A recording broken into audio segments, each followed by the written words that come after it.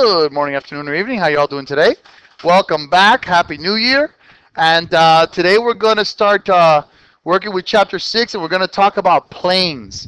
Now, we're not talking about airplanes, guys. We're talking about planes. Now, what is a plane? If you recall, a plane is a surface such that if any 2 points on the surface are connected by a line, all points of the line are also on that surface. Planes are sometimes very difficult to conceptualize, and I get it. A plane, guys, think of a table, the surface of a table, rather. Think of your dining room table at home. Think of your desk right here that you're writing on. Think of the cafeteria tables that you eat on. Okay? When you have a surface, a plane or a surface, let's say that's the cafeteria table, for example. Okay? And I have 2 points on this plane. If I connect those 2 points, which I can, because that's the definition of a line, every single point on this line is also on the plane. Think of when you sit down at home and you're going to eat, and all of you have your dinner plates on the table. All of the dinner plates are on that table, correct? None of them are floating, right? I'm not trying to be sarcastic. None of them are floating, right? They're on that table. That's a plane. That's a surface. Okay? The floor that I'm walking on right now is a plane. And the ceiling above us is a different plane. And in fact, this floor, the plane of the floor and the plane of the ceiling, are actually called parallel planes. And we're going to talk about that in a little bit. So, again, a plane is a flat surface. That's what's happening here. It's not indented. It doesn't have indentations, or a sinkhole, for example, is not a flat plane. That is not a flat plane. Okay? It's got to be a plane, has to be where you connect any 2 dots. Every single point on that line that you connected is on that plane. So therefore, a plane has only 2 dimensions, guys. A plane has only 2 dimensions. A width and a length. A width and a length. Okay? There's always argument about which is the width and which is the length. I'm not really going to split hairs with you there, but let's just go ahead and say that this is the width or the length. Let's keep it in color coordination. And then up and down, that's the width. I'm not really going to split hairs there. Some people see it differently. Sometimes people will say, oh, but isn't that the base and the height? Okay, that's fine as well. The length can be the base and the width can be the height. But you've only got 2 dimensions, okay? Like I said, you cannot have a hole or an indentation in a plane. All right? So now, planes can be named by placing a single lowercase letter in one of the corners. Or, this is not on your notes, any 3 points that reside on the plane. Okay? So this could be called plane M, or it could be named as plane CFD, for example, because those 3 points are on the plane. Yes, sir. I feel like you just have like a random point floating around in the plane. Would that be on?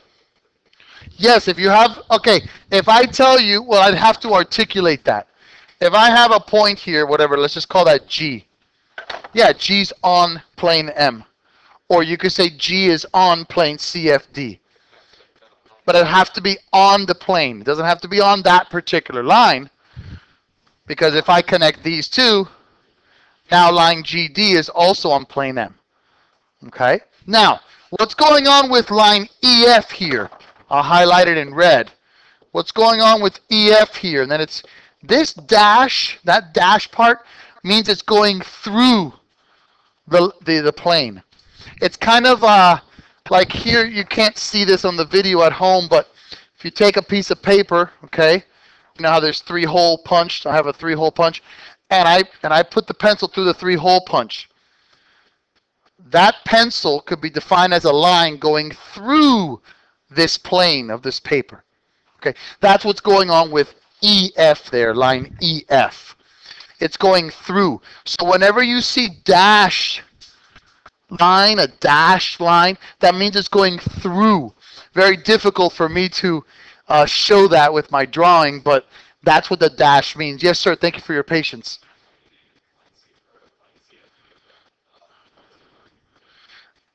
You can, as long as the 3 points are on the plane, you can name it. So now if I added point G, I could have called it CFG or CDG, since I added a 4th point there. Yes, sir. Now, it would not be EFD, because E is above the plane. Thank you, son. Yes, sir. The surface is the plane. This is plane M. That's the surface. That's why I said plane M. You don't call it surface. You call it a plane. No, thank you, my brother. So there are 2 things to understand here. Coplanar and not coplanar. Kind of like collinear and non-collinear. If points, lines, segments, and so forth lie on the same plane, it's coplanar. Pretty simple. If points, lines, segments, so forth do not lie on the plane, they're called non-coplanar. So C, F, and D are coplanar. Line CD is coplanar, but EF is non-coplanar. It's going through the plane. It's not on the plane. Yes, sir. Yes, there could be this line right here. I'm going to erase some of this real quick, okay? This line here, EF, it's going through, correct? So there could be another plane right here that it's going through. Absolutely. It's as if, let's say I get these 2 pieces of paper here, okay? These are 2 planes, right? I can put a line through both of these planes. And then these planes could be parallel. Not have to be necessarily. There's going to be some rules as to when you know they're parallel. Because these planes could be intersecting over here like this. And then they're not parallel. But the question you asked is, can a line go through more than one plane? Yes. Absolutely. Yes, sir. No, not if it's a line, because a line is continuous. Think about a column, guys. Look right back there at the back of the room, how there's a column there where the AC unit is. That column, doesn't it connect with the ceiling and the floor? That is going through both planes. Great questions, guys. Great questions. I'm very proud of you. Okay. Let's continue now. Let's try to identify, okay, which points, lines, or segments are coplanar, and also which lines, points, or segments are non-coplanar. Okay? Let's see if we can figure this out. So, when I look at points A, B, S, T, and V, please take a look at those points. Are those coplanar or non-coplanar? They're coplanar. So let's put them here under the coplanar. How about segment AB, segment ST, and segment RP? They are non-coplanar because RP is going through the plane, not on the plane.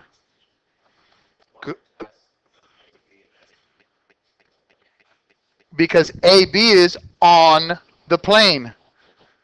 The dash part, like I already said, means it's going through the plane. But AB is on the plane, is it not? So that's why it's the AB and ST are coplanar. But I asked for are AB, ST, and RP coplanar. Are all three on the same plane? The answer is no. So that means they are non-coplanar. You can't have 2 out of 3 to be coplanar, Papa. Does that make sense, my brother? Okay. How about line AB and line ST? Straight up, just those two. Those are going to be coplanar for sure. Because both of them are on the same plane. How about line AB, line ST, and line RP? Non-coplanar because RP is not on that plane. It's going through the plane. How about segment AB and segment ST? Coplanar. How about points A, B, S, T, and R? Non-coplanar because they're not all on the same plane. Yes, sir.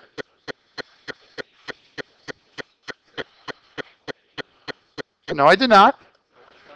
A, B, S, T, and V are coplanar. And AB here, you have line AB and line ST, and then you have segment AB and segment ST. Yes, sir. Of course. These guys are non-coplanar because RP, segment or line RP, are going through the plane, not on the plane. And point R is not on the plane. It's above the plane. Okay? Not because I wrote it outside of it, but because of this dashed. You got to pretend that that's a pencil going right through the middle of the paper. So if it was outside, For example, the other point on if I didn't have a dash and I had a line like this, that line is on the plane because this plane could theoretically be infinite, just like a line. Yes, sir. even those that are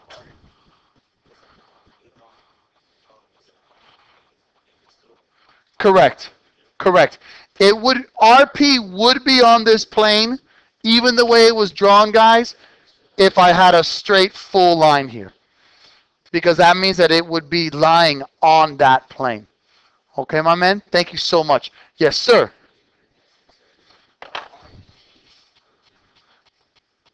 No, R and P it's a vertical, it's a pencil. So think about it like this. Is the tip of this pencil and the eraser on the same plane? No. Does that make sense? Great question, son. Thank you so very much. Good man.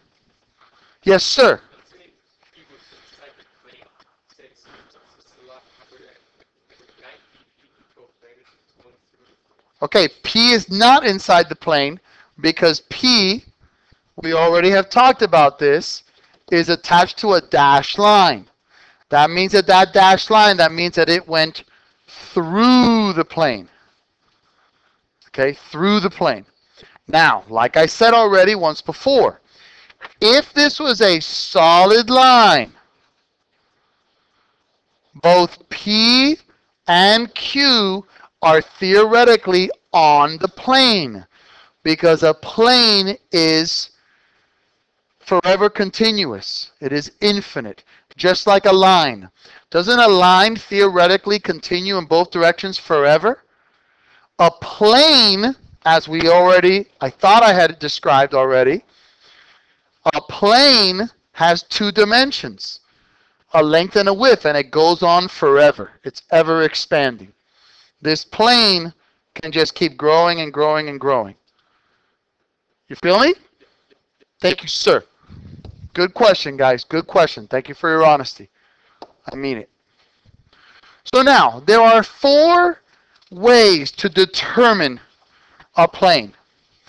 We kind of already talked about it a little bit, but there's 4 ways to determine a plane. First off, if you have three non-collinear points, they determine a plane.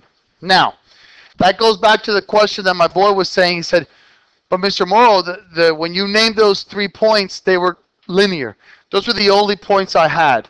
So in that particular case, I'd be out of luck. But if you have 3 non-collinear points on a plane, it determines that plane.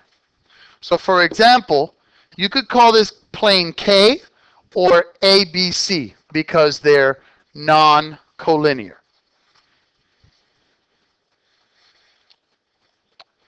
Then you have plane theorem 1.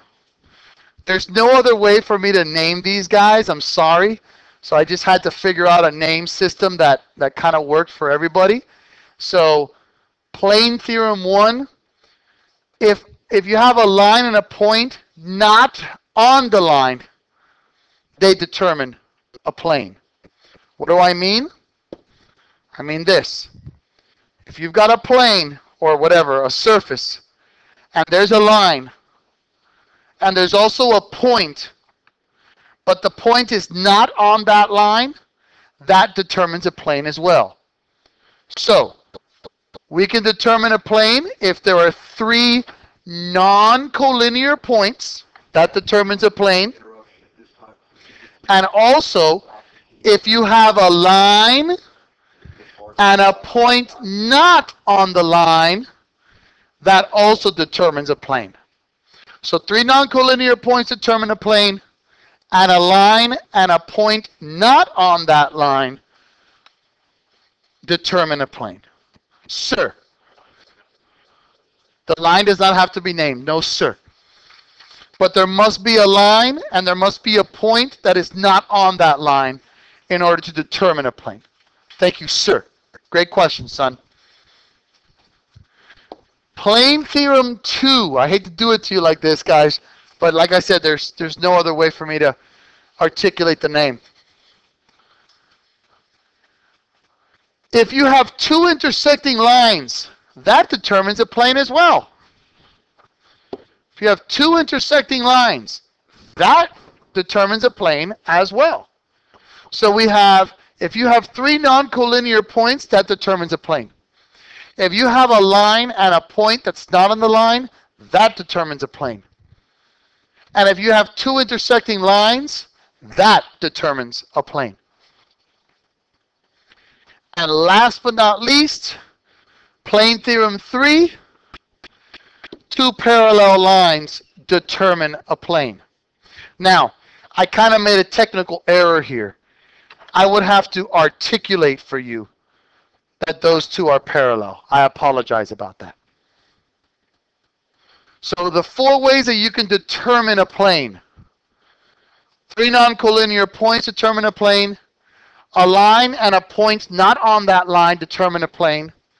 2 intersecting lines determine a plane. And 2 parallel lines determine a plane. Okay?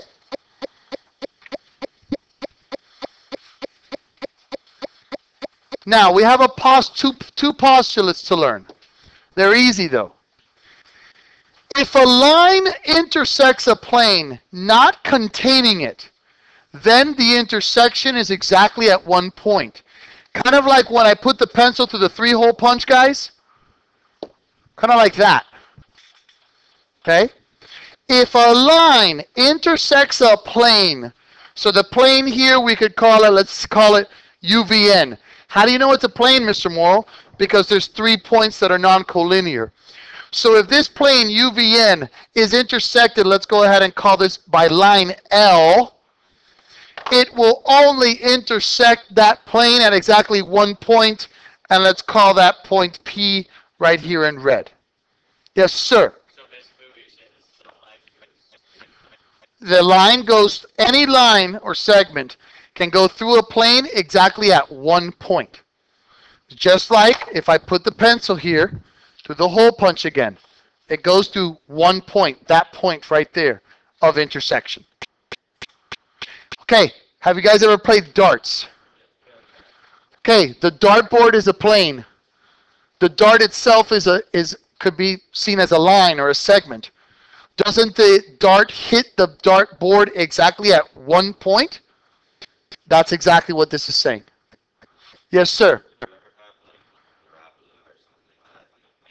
You could have a parabola in a plane, sure.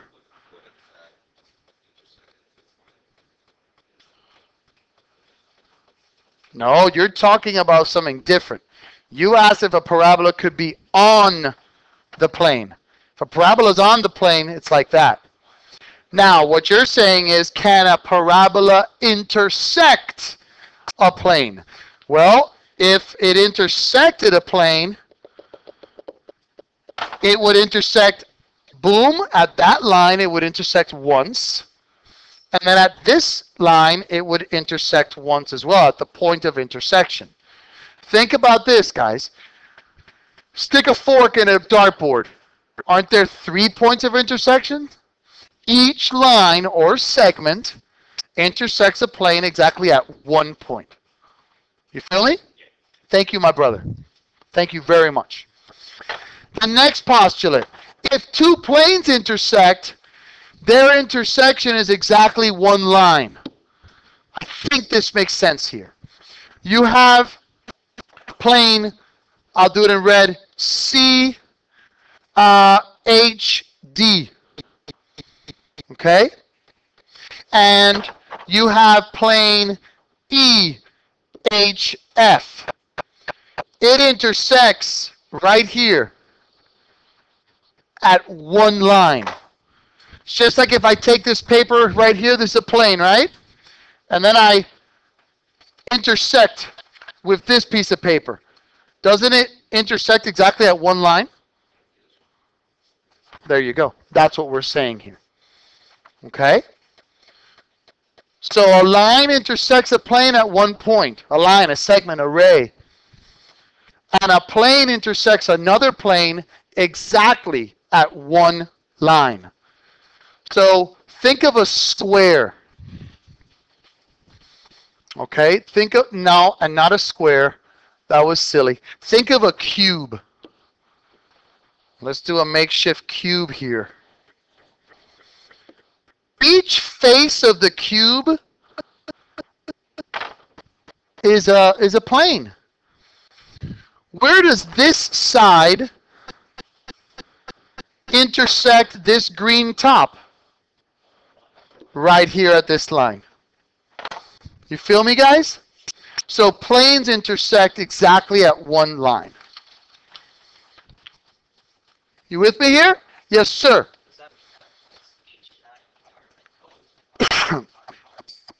H and I are both on both planes, yes.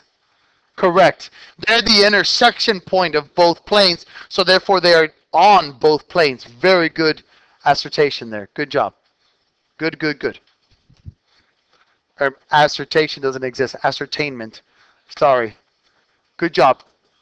All right. So, let's practice. Okay? First of all, M blank N. What does that little upside down U mean? Intersects. All right, my boys are on fire. Good job, good job. So where does M, which is plane M, intersect plane N? Yes, sir. No, not at segment AB, at line AB, because planes intersect at lines, not planes, not segments. Okay, B. A, B, and V determine plane M. Very good. Because 3 non-collinear points determine a plane. Name the foot of RS. The foot, guys, is the point of intersection of a line segment array through a plane. Yes, very good. RS here intersects at point P, so that would be the foot. Yes, sir. Well done. D. Line AB and line RS determine plane N, as in Nancy. Let's think about this. Line AB is this guy, and RS is this guy, right? Don't they intersect? But don't they intersect on plane M, correct? Because RS is on plane N, correct? You with me here, guys? You sure? Okay, cool. Because again, that's another way to determine a plane. Two intersecting lines determine a plane.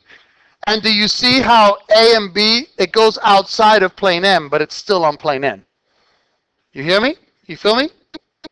You sure, guys? All right. E, line AB and point blank determine plane N.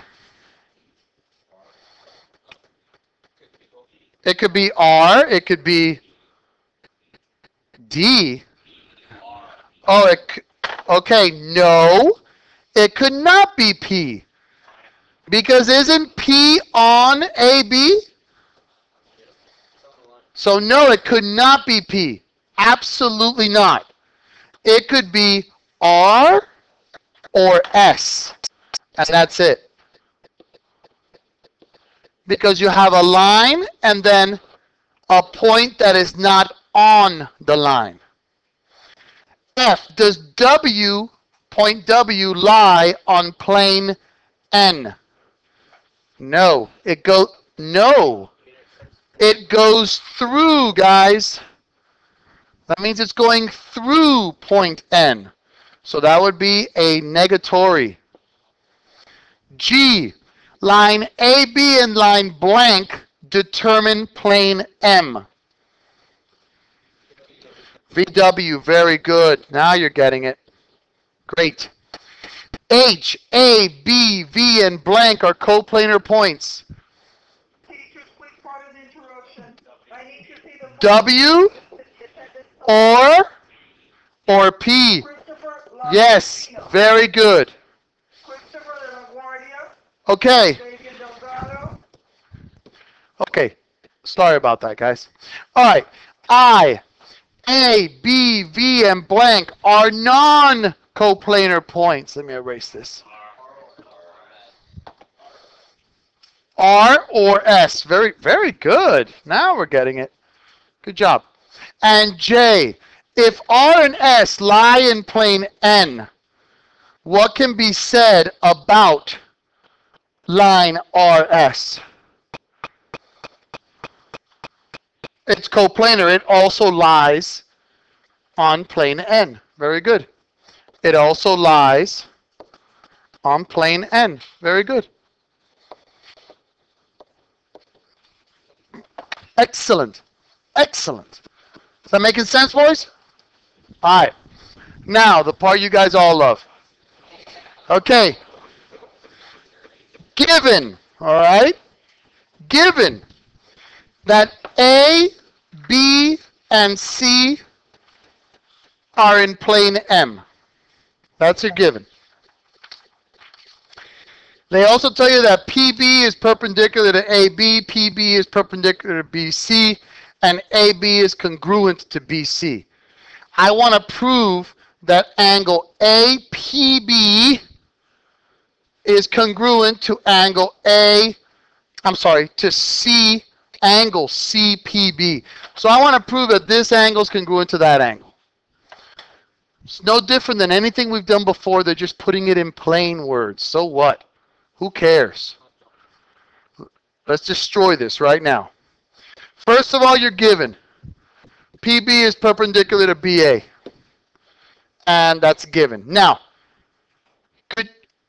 okay, some of you are going to say, you didn't say that A, B, and C lie on plane M. Yeah, you could have said that one. I skipped it. A lot of times people don't need to put that down. But if you did, you're not going to get it wrong. Yes, sir. Okay. Also given is that PB is perpendicular to BC. Okay, as you can tell, I already notched it out. I already put the symbols for perpendicularity. That is given as well. Well, if PB is perpendicular to BA and PB is perpendicular to BC, what do we know about angle PBA and angle PBC? They're both right angles. Very good, son. Definition of, actually, that's wrong, Mr. Morrow. Not definition of right angles, it's definition of perpendicular lines. My bad, and I'm sorry. No excuse. And no, I heard someone say the right angle theorem. Right, yeah, no.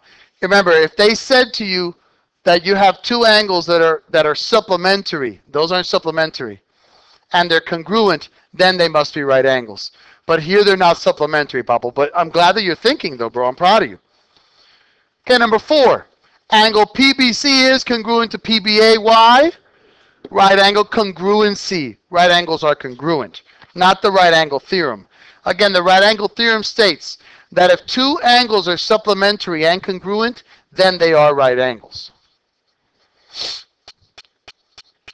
Now let's use our given that AB is congruent to BC. So we know that AB is congruent to BC. Come on, guys, you should know where it's going from here. PB is congruent. Great job. Reflexive property. So now what do we know about two triangles here that we have? That triangle PBA is congruent to triangle PBC because of side angle side. Excellent. And then how can I prove now at the end, my brothers, that angle APB is congruent to CPB? CPCTC. See, it's not that bad. Yes, sir, my brother. Yes, the question here is, would this have made a difference if they didn't say A, B, and C lie on the same plane? You would not be able to prove this then if it didn't lie on the same plane. Very good question, my brother. Very good. Proud of you. Does that make sense, boys? Yes, sir. Hand up. Why what, my man? If, come again? If A, B, and C, okay, think about it. Let's say that A was on the ceiling and B was on the floor and C was on the floor. How would we prove that? You'd have a crazy monster proof here. You'd have to start proving planes, and it just would not be possible. In order to prove stuff like this and everything that we've proven already, all those points have been on the same plane. Because if you think about this, look at the drawing. It's erected above. It's above plane M. Okay? So you have to have that warning or given, hey, A, B, and C are on plane M. Okay? Does that make sense? Okay. Now, let's move on, boys. 6.2 is easy. It's only 4 pages. Pretty quick. We can knock it out. So let's do it. All right. Perpendicularity of a line and a plane. A line is perpendicular to a plane if it is perpendicular to every one of the lines in the plane that passes through its foot. I articulated here, hopefully clearly for you guys, what a foot is again. That is the point of intersection of a line, segment, or ray through a plane. And a line is perpendicular to a plane if it is perpendicular to every one of the lines in that plane that passes through its foot. So if I had another line here, that had to be perpendicular. And I had a line here, those are perpendicular. And I had a line here, that would be perpendicular. And I had a line here, that would be perpendicular. That's how you know a line is perpendicular to a plane. It's perpendicular to a plane if and only if it is perpendicular to every single line that originates from that foot. And again, think about it with the pencil. If I draw a line from this foot, I'm going to be making right angles always because this plane is a flat surface. So this is a right angle to any line that I draw here. Does that make sense? Yes, sir. We're going to get to the perpendicular plane theorem now. I'll tell as to how many you have to prove. Okay? If a line is perpendicular to two distinct lines that lie in a plane and that pass through its foot, then it is perpendicular to the plane. So to answer your question, you need at least two, my brother. So this line T, if it's perpendicular to CD and it's also perpendicular to AB, then I can easily say that line T is perpendicular to plane L. So if line T is perpendicular to line AB and line T is perpendicular to line CD at the foot, at its intersection, then line T is perpendicular to plane L.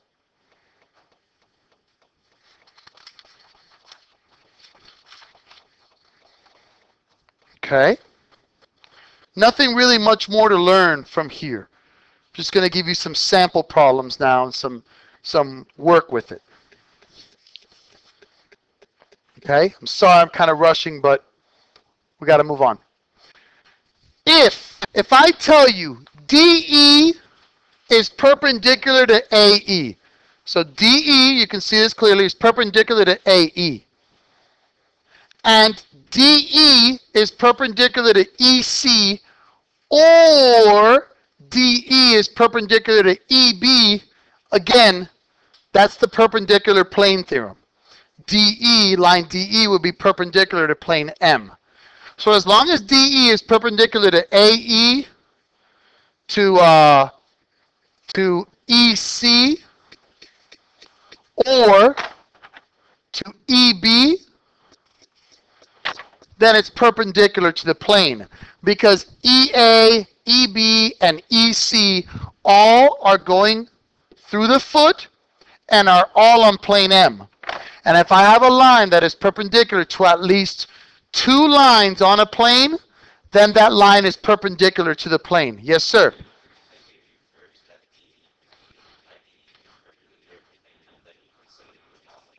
Very good, sir. Very good. If they tell you from the get-go DE is perpendicular to plane M, then you know that DE is perpendicular to AE, EB, and EC. Excellent job, son. Or we could reverse that. What must be true? What must be true to determine that line JA is perpendicular to plane M here? What has to be true? There you go. JA has to be perpendicular to AC and AB. That's exactly correct. That's the perpendicular plane theorem. And literally, that's it. We're done. I've got an example and I've got a proof, but that's it for learning. That's why I said this is an easy lesson to learn. You with me here though, guys? Okay. If angle STR is a straight angle, come on, Morrow. If angle STR is a right angle, is line ST perpendicular to M? Why? I am so proud of you. No.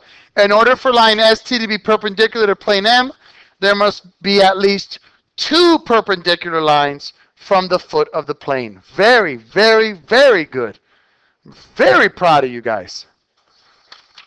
Like, awesome, dude. Really, really, really great job. Now, if I threw out, if I went like this and I said it's also perpendicular to ST, ST is up. Come on, Morrow. Excuse me. If I told you now that angle ST, let's see, I put another one here, P is a right angle, then yes, ST is perpendicular to line M, to plane M. Okay? And last but not least, PF is perpendicular to K. PF is perpendicular to K, so what my boy said earlier should be ringing a bell now for you. and they say that PG is congruent to PH. I want to prove that angle G is congruent to angle H. Well, right from the get-go, PF is perpendicular to K, that's given. If PF is perpendicular to plane K, what do we know? Very good, son. Very good. PF is perpendicular to FG, and PF is perpendicular to FH. Abso-freaking-lutely. Why? Because of the perpendicular plane theorem. No, not converse. No. No, the perpendicular plane theorem. Well, okay, you know what? You're absolutely correct, son. It is the converse. Absolutely correct. Excellent catch, son. I'm very proud of you. Well done. No excuses on my part. I am wrong. That is the converse. Good man. Very good. Number 3. If they're perpendicular, then we know that PFG is a right angle and PFH is a right angle. Definition of perpendicular lines. Then we can use our given that PG is congruent to PH. PG is congruent to PH. Okay. Then we know that PF is congruent to PF because of the reflexive property. Correct? Aha! I'm glad no one said side-side angle because that doesn't exist. But HL does. So triangle PFG is congruent to PFH because of HL. Very good job, guys. And then, of course, G would be congruent to H because of CPCTC. You just destroyed those proofs. Yes, sir. You had to prove the reflexive. You had to, because PF has to be congruent to PF, because that's my leg, and you have a hypotenuse right there, HL. Thank you so very much, guys. Follow the lesson plan for yesterday's homework, for Monday's homework, okay? It's 6.1 and 6.2. Thank you. God bless you. Have a wonderful day. Hope you learned a lot.